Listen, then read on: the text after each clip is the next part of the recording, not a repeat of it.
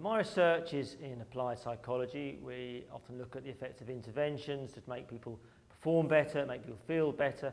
And we've done that in sport mainly, so we take athletes, try and change their emotions so they perform better, but not exclusively. So we've also looked at students before exam stress, trying to make them more relaxed and perform better. So it's in that area of interventions and in that area of emotional control. One project which we've brought pretty much the whole team on is a project we did with the BBC called Can You Compete, and it's a project where there's over 100,000 people engaged with the online question, online test.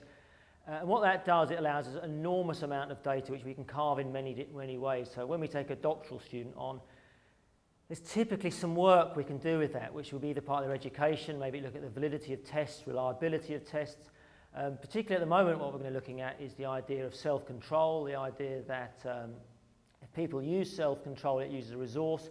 And so we've got this lovely natural control group that have come out for that data where they didn't engage with the test, and we can look at their performance in a case where they've not used any resources. So that's going to be a big area of research which we're going to push forwards.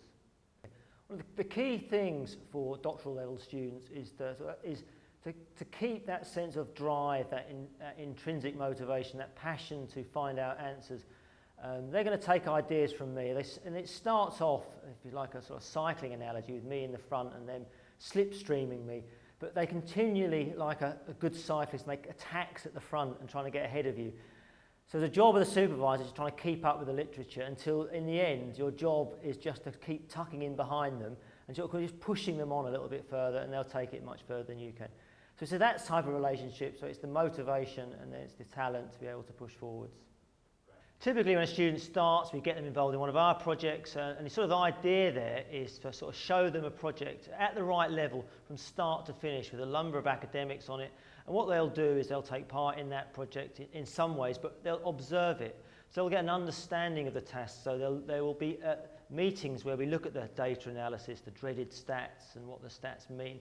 And of course they've got no chance of doing it on their own, but they'll watch someone doing it and have it explained to them, show them what buttons to press. We'll show them how to write in the format for the journal, all the sorts of challenges that they will face on their own in their PhD. And what they really get from that, I think is really important, is just when you put experienced academics writing an article, doing research, is just how difficult they find it as well. So students don't think that the experienced academics, it's all easy to them, but recognise that most of this is just about chipping away at hard work. Now, we'll sit with a group of 3 of us trying to write a sentence, and it might take us 20 minutes because we disagree on what goes where, and students go through that on their own, and they think that's them, they think it's their lack of ability. No, it's not. That's the same for absolutely everybody. So we break it down so there's a series of enjoyable tasks we all do together, and they learn that way.